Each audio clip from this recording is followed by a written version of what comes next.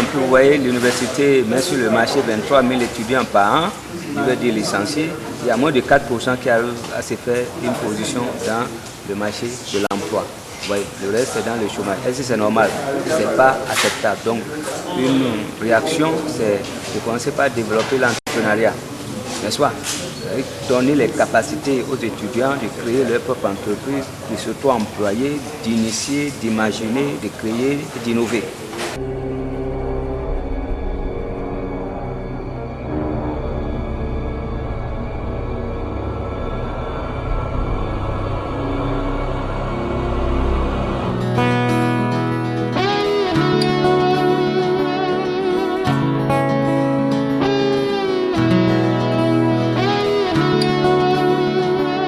Selon Louis Lavelle, le plus grand bien que nous faisons aux autres hommes, ce n'est pas de leur communiquer notre richesse, mais de leur révéler la leur. Donner à nos enfants les outils qui leur permettront de trouver du sens et de l'audace d'entreprendre leur vie en donnant le meilleur d'eux-mêmes, telles sont les devises de la pédagogie entrepreneuriale. En effet, il n'est un secret pour personne que la qualité d'une nation dépend grandement de la qualité de l'éducation reçue et surtout de la manière dont celle-ci est donnée. Ainsi, il est d'une importance capitale que les transmetteurs de connaissances puissent être équipés, notamment quant à la manière de transmettre le savoir. Conscient de cette évidence et après maintes réflexions, un bébé vu le jour. Il la nomme la pédagogie entrepreneuriale. Mais qu'est-ce que la pédagogie entrepreneuriale? On parle de la pédagogie entrepreneuriale. C'est-à-dire quoi et comment il faut enseigner l'entrepreneuriat. Et d'abord, on a commencé par définir l'entrepreneuriat au sens strict et au sens large. Au sens large, c'est les comportements qu'on doit avoir pour bien entreprendre. Au sens strict, c'est l'activité même d'entreprendre. Nous savons tous que l'entrepreneuriat a rapport à la création de richesses. Et ça nous a permis de comprendre que l'entrepreneuriat, au-delà de la création de richesses, est également un comportement. Et qu'il faudrait agir sur le comportement des personnes pour les rendre plus entrepreneurs, plus autonomes et plus capables d'interagir sur leur milieu de développement et d'apporter réellement ce qui est en eux, de faire valoir leur talent dans la réussite de ce qui les motive et ce pourquoi ils veulent vraiment aller de l'avant. De façon stricte, on a dit que l'entrepreneuriat, c'est le fait de créer une entreprise pour satisfaire un besoin, créer de la richesse, donner de l'emploi, faire des bénéfices, ainsi de suite. Mais de façon large, on a vu que l'entrepreneuriat, c'est le fait de savoir se mettre en projet, de se donner des objectifs et de se donner aussi les moyens pour les atteindre. Le fait de pouvoir oser et entreprendre et aussi le fait de pouvoir se donner des défis et de se donner les moyens de les relever en quelque sorte.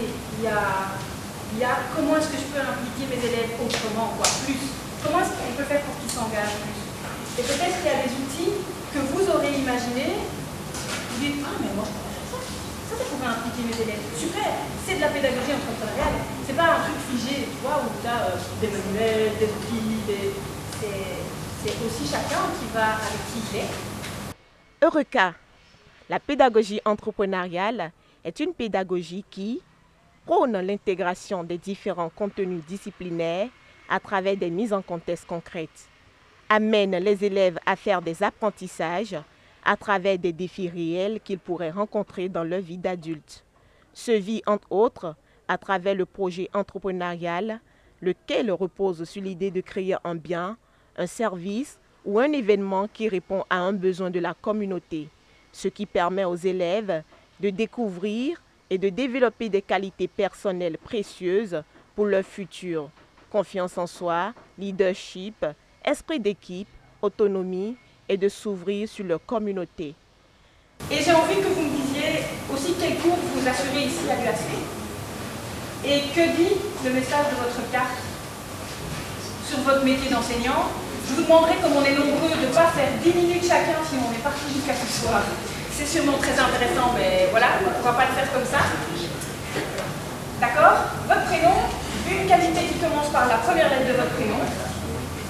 La pédagogie entrepreneuriale apparaît comme une solution salvatrice qui va à coup sûr améliorer le système éducatif béninois et le rendre davantage meilleur. C'est la conviction du trio de l'initiative que sont le professeur Eloge Ogoualé, Geoffroy Mélé et Clément Rondonoubo. Nous travaillons à l'accompagnement des entrepreneurs ruraux, à une meilleure gestion, un développement de leur exploitation. Et nous travaillons également avec l'université d'Abomey-Calavi et les centres de formation professionnelle à l'insertion de l'éducation entrepreneuriale dans les universités et écoles au Bénin. C'est dans ce cadre-là qu'on a signé un protocole d'accord avec le CIVERI du professeur Ogoualé et également avec la Start-up Valley pour accompagner l'université d'Abomey-Calavi et ses centres de formation à une éducation entrepreneuriale, à amener les professeurs de cette université à insérer un peu plus de valeur entrepreneuriale dans leurs cours, dans leur manière de faire, mais également les étudiants à être plus entrepreneurs. Je ne voudrais pas aborder les aspects contenus et autres, les collègues qui m'ont précédé l'ont suffisamment dit.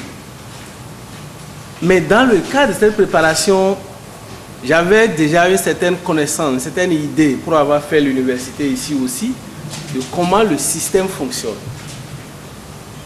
Mais je me suis rendu compte depuis que j'ai commencé par côtoyer Eloge. Et encore aujourd'hui, à 2 reprises, il a abordé l'aspect que le système est complexe. Et la propension de cette initiative, le Centre autonome pour le volontariat, l'entrepreneuriat, la recherche et les innovations CIVERI, en partenariat avec l'Institut catholique des hautes écoles de commerce, le guichet économique local du Sud Bénin, GEL Sud Bénin, et l'Ouvert Coopération se sont assignés pour mission d'apprendre à tous les enseignants du Bénin, et notamment de l'Université d'Abomey-Calavi, la pédagogie entrepreneuriale.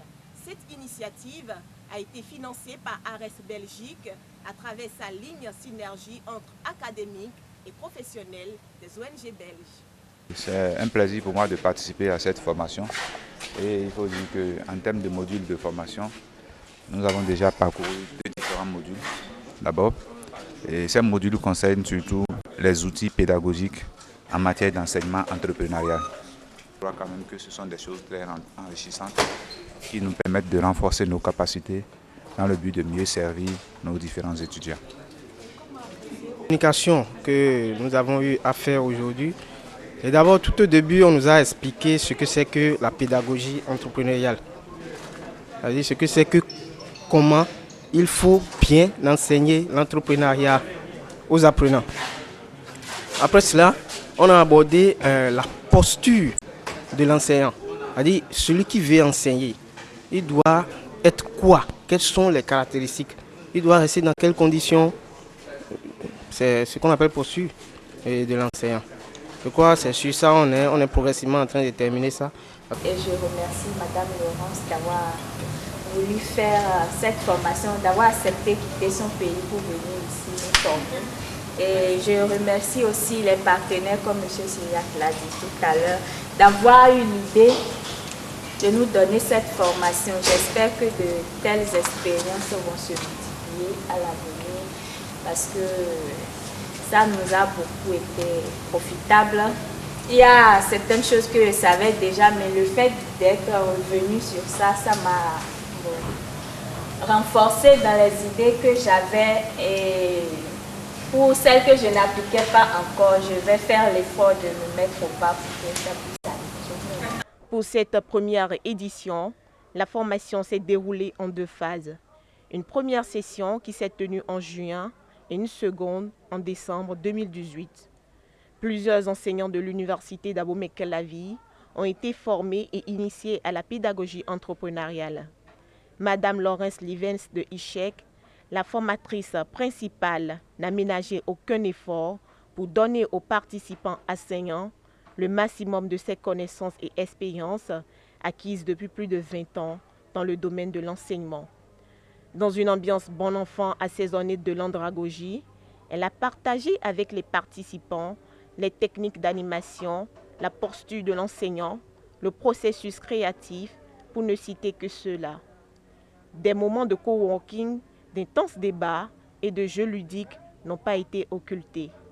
Les participants hautement satisfaits n'ont pas eu la langue de bois. Oh, cette journée a été très passionnante, très intéressante et très enrichissante. Depuis le début de la matinée, nous avons passé en revue les clés pour pouvoir appliquer les 4 P qu'on nous a enseignés hier. C'est que l'enseignant doit changer de posture. Parce que depuis fort longtemps, la posture de l'enseignant était plutôt une posture de celui-là qui connaît tout et qui vient étaler ses connaissances. L'apprenant est là, lui ne sait rien, il est juste là pour recevoir. Mais aujourd'hui, nous avons compris pour que ce que nous enseignons aux apprenants puisse avoir encore d'effet dans leur vie, il faudra que l'enseignant change de posture, qui quitte la posture de celui-là qui transmet les connaissances à une posture de coach, c'est-à-dire la posture de celui-là qui accompagne les apprenants à se découvrir, la posture de celui-là qui accompagne les apprenants à pouvoir mieux assimiler les connaissances qu'ils pourront utiliser pour construire leur propre vie. Journée. Et déjà le matin, on a fait un rappel de tout ce qu'on a vu hier, dans la journée d'hier. Et après ça, on a abordé la posture de l'enseignant. La posture de l'enseignant qui a été un peu abordée hier. Et aujourd'hui, nous avons débattu surtout des comportements. Comment l'enseignant doit se comporter, quels sont les mots que l'enseignant ne doit pas faire sortir, quels sont les mots que l'enseignant doit faire sortir pour motiver l'apprenant. C'est ça là, je suis vraiment comblé, je suis très content. Et parce que au-delà de l'enseignement, c'est-à-dire on peut parler de l'éducation, nous sommes des éducateurs. Même ce qu'on nous a appris ici, on va l'utiliser même dans nos maisons, pour ceux qui ont déjà des foyers, on va l'utiliser. Dans notre environnement, on peut utiliser tout ce qu'on a appris pour éduquer. Vous-même, vous étiez là, vous avez entendu un peu tout ce qu'on disait. C'est vraiment intéressant. Alors, moi, je suis très content pour tout ce que j'ai appris et je sais que demain, je vais encore apprendre plus. Je suis très content, d'autant plus que la démarche pédagogique qui a été adoptée permet, n'est-ce pas, à tout le monde de saisir facilement, de ne pas s'ennuyer, d'être impliqué dans les différentes activités et d'assimiler proprement tout ce qui est enseigné. Ok, ben si nous voyons que vous avez retenu beaucoup de choses, maintenant par la suite, quelles sont vos attentes pour la suite?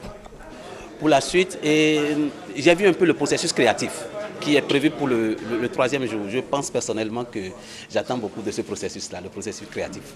Désormais disciples de la pédagogie entrepreneuriale, à la fin de la session de formation de juin, tels des ambassadeurs, 2 conseillers coachs du GEL Sud Bénin et du CVRI ont été proclamés aux étudiants la bonne nouvelle de la pédagogie entrepreneuriale à travers l'organisation et l'animation de 14 séminaires entrepreneuriaux dans plusieurs écoles, facultés comme la FSA, la FAST, l'ENAM, l'IFRI, ENSS, UNA. Ces séminaires ont touché 2197 étudiants.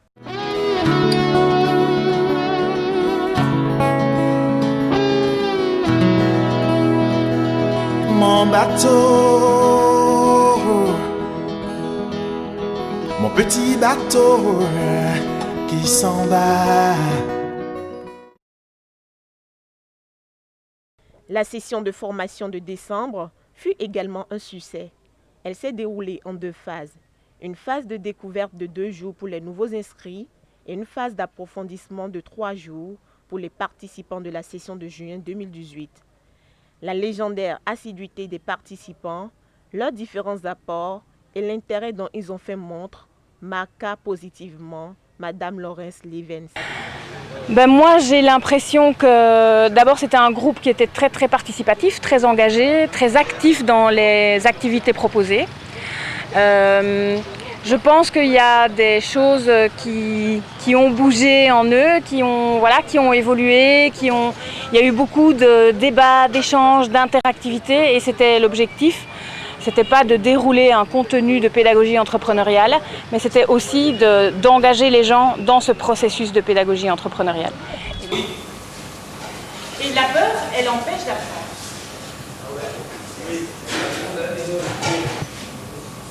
Ça ne marche pas. Faire peur, vont pas apprendre, ils vont être disciplinés, ils vont obéir. Allez, attendez, je sais que ça va faire débat, je sais que ça va faire débat, on débattra de ça demain. Ok. Voilà, et vous avez dit un menteur ne doit pas refuser. Au Bénin ici, le papa, lui, il est menteur. La maman, elle est menteur. On éduque par l'exemple. On éduque par l'exemple. Et si on est violent vis-à-vis de nos enfants, et on leur dit, mais tu peux pas taper les autres à l'école. Moi, je peux y aller allègrement, mais on lui montre l'exemple de la violence. Donc, il a appris, c'est bon, il a intégré. Et ça sera beaucoup plus puissant. Vous avez dit que l'enseignant doit être le modèle. C'est pas pour parler de mœurs, mais vous pouvez aller faire enquête. Moi, je ne vais pas au cours en retard. C'est pas possible. Moi, je ne vais pas au cours en retard. Non. Et même la dernière fois, j'ai fait un cours avec les étudiants de IFRI sur l'entrepreneuriat. Il y a un, quand j'ai fini le cours, il dit c'est la première fois, lui il est venu, il a appris que le professeur venait à l'heure. Mais ça me dit pas, non, je suis passé ça. Je dis, mais mon cher, c'est la plus simple des choses qu'il faut faire. Respect du temps. Mais, Laurence, à l'université ici, on n'a pas 2% des professeurs qui respectent le temps. Et maintenant, on est exigeant vis-à-vis des enfants, alors que nous-mêmes, on n'est pas encore exigeant vis-à-vis de nous-mêmes. Donc, il faut, franchement, nous qui sommes dans l'entrepreneuriat, nous, on doit être des modèles. Ça peut ne pas être parfait, mais on doit faire des efforts. Parler de rêve, d'épanouissement, d'audace, d'innovation, de création, d'aventure, de concrétisation, faire autrement, créer, créativité, etc. Inspiration, initier une activité et la faire grandir. Okay. Et là, vous parlez de créer une activité rentable pour répondre aux besoins de la communauté et pour faire en même temps des bénéfices économiques, socio-économiques, culturels. Donc on a travaillé sur qu'est-ce que c'est qu'entreprendre, comment travailler les comportements de l'esprit d'entreprendre chez les jeunes, chez les étudiants, chez les élèves. Et donc ces comportements qui sont la créativité, la curiosité, la confiance en soi, l'esprit d'équipe, l'esprit d'initiative, eh ben, ça se travaille en mettant les jeunes en projet entrepreneurial. Qui est en fait le support pour travailler ces comportements. Donc on ne travaille pas dans le projet entrepreneurial vraiment des contenus, mais on travaille des comportements, parce que c'est ça qui va faire qu'un jour les gens et les jeunes vont passer d'une idée à une réalisation concrète, que ce soit la création d'une entreprise ou autre projet qu'ils pourraient avoir envie de mener, mais c'est les mettre en mouvement, c'est les faire s'engager dans leur apprentissage et dans leur projet de vie. Outre les séminaires entrepreneuriaux organisés dans les écoles et facultés, la cérémonie de clôture a été marquée par une communication au profit des étudiants de l'université d'Abomey-Calavi, inscrits en licence master en entrepreneuriat et management des petites et moyennes entreprises PME, petites et moyennes industries PMI. Cette communication, animée par Laurence Livens, fut très interactive et fit couler beaucoup d'analyses, de commentaires et de salive de la part des étudiants présents. La bienveillance, c'est aussi et surtout éviter tous les mots qui tuent. Parce qu'on peut tuer par les mots. La violence, elle n'est pas seulement physique, elle peut aussi être morale. Et elle est tout aussi violente en termes de destruction, de confiance en soi, initiative, créativité et tout ça. Et donc, je vous propose, dans la suite de cet atelier, ou de cette conférence, d'essayer d'éviter les mots qui tuent. Je voudrais me centrer un peu sur les 4 P. Vous avez dit qu'il faut encourager les enfants. Il faut éviter les insultes. Quand je prends par exemple un enfant de 5 ans, je sais que lui, lorsque tu lui parles, il a la capacité de comprendre et de savoir que ce qu'il fait n'est pas bien. Mais imaginons que nous descendons, que nous arrivons à un enfant de 12 ans et de 2 ans ou 1 an qui commence à faire des bêtises. Comment est-ce qu'on peut arriver à parler à cet enfant pour qu'il puisse comprendre? Merci. Pas de réponse. 2 ans, il n'a pas rangé. Je sais pas. Est-ce que crier dessus, ça aide? Est-ce que le faire pleurer? Alors on est aussi passé par par le modèle du stress. Hein. Le stress, et pleurer si tu te fais engueuler, c'est du stress. Ça se passe ici dans ton cerveau, tu vois, au niveau de la gouvernance instinctive, comme les animaux. Et pour apprendre, on a besoin d'aller là, dans cette partie-là du cerveau. Et donc, l'apprentissage par le stress, comme le management par le stress, ça ne marche pas. Parce que quand on stresse, on stresse. On n'apprend pas. On est à la cave, alors qu'on va monter au grenier, tu vois. Et donc, les engueuler, quand ils sont si petits, je me demande si c'est pas quand même un peu contre-productif. Si tu essayes autrement, et il va falloir répéter, parce qu'il a 2 ans, enfin, je veux dire, c'est bon, il n'est pas, tu vois. La répétition est la mère de l'apprentissage. Hein. Il va falloir répéter, répéter, répéter, répéter, de temps en temps, c'est fatigant, mais ça fait partie de l'éducation, je pense. Je ne suis pas convaincue que lui gueuler dessus, ça fonctionne très bien. Enfin, moi j'en ai élevé 2, mais ils sont grands. J'ai pas beaucoup crié, en fait. J'ai pas beaucoup crié, mais je pouvais être très ferme. Tu vois, c'est pas la même chose. Être ferme, t'es pas obligé de crier. Si tu cries, c'est que tu as déjà perdu un peu le contrôle, quoi. Et en tant qu'adulte, c'est comme toi lui dire, ça, t'arrêtes. Maintenant. Tu vois, t'es pas obligé de lui faire, arrête. Vous avez parlé des 9 formes d'intelligence. J'aimerais vous poser la question de savoir où est-ce qu'on peut placer l'intelligence analytique et l'intelligence émotionnelle. C'est un autre, pour moi c'est un autre modèle de... On va plus le placer dans l'approche neurocognitive avec la partie émotionnelle qu'on a vue dans les motivations et puis l'intelligence analytique qui va être plus liée à la réflexion et à l'apprentissage. Et donc là, on va passer dans un autre territoire cérébral qui est le territoire préfrontal, je pense.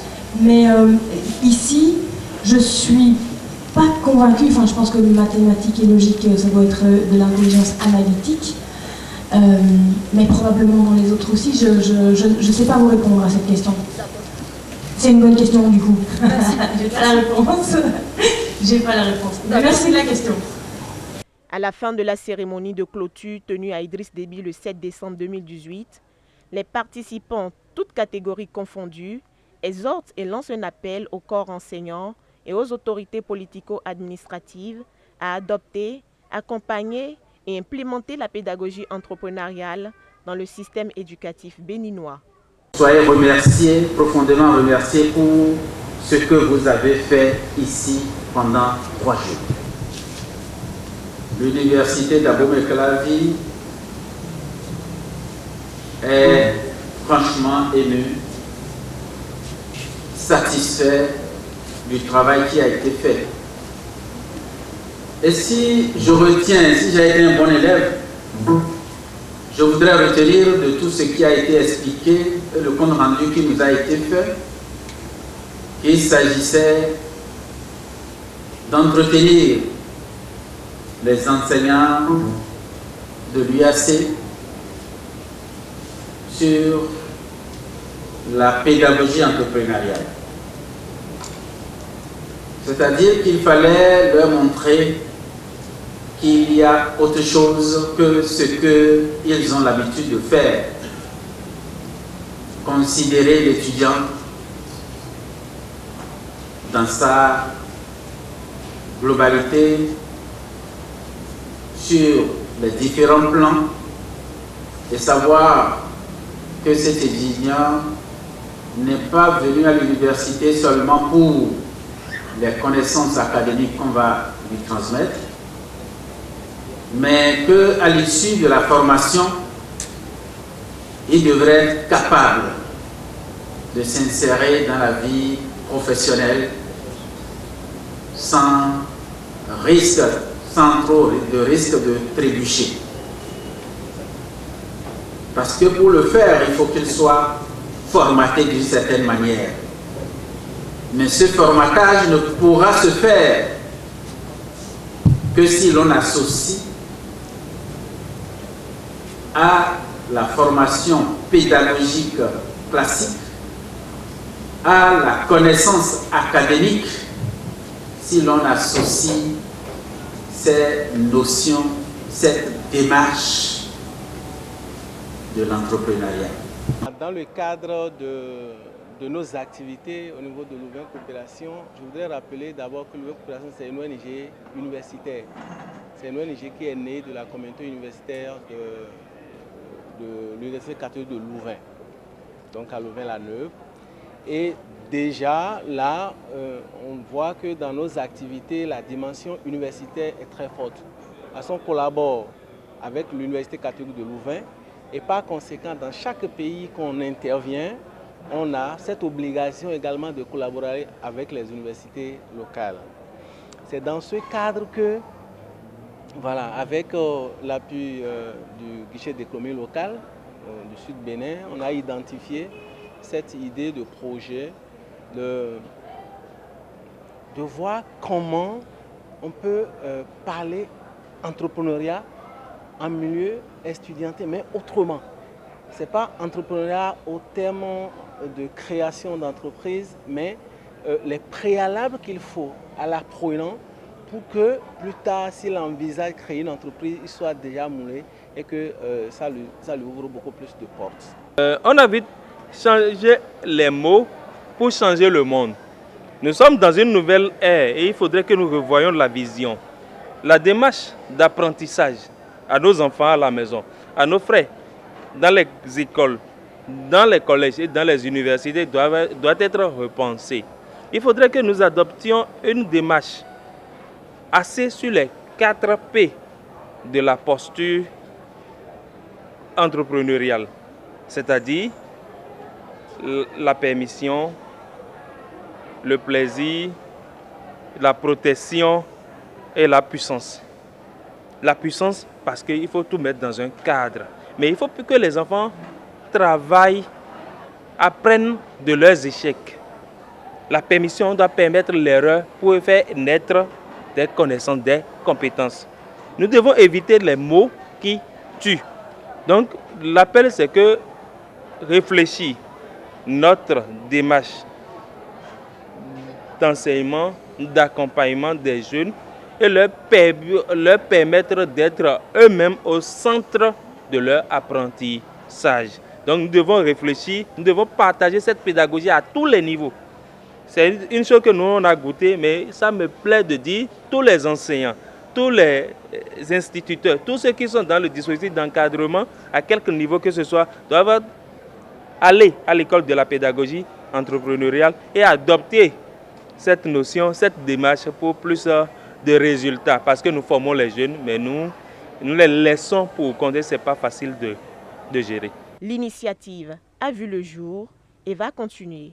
Du moins, c'est ce qu'on en déduit au travers des grandes ambitions et perspectives que dévoile l'un des précurseurs au Bénin. La préoccupation de former les enseignants de l'université d'Abomey-Calavi a vu le jour depuis quelques années.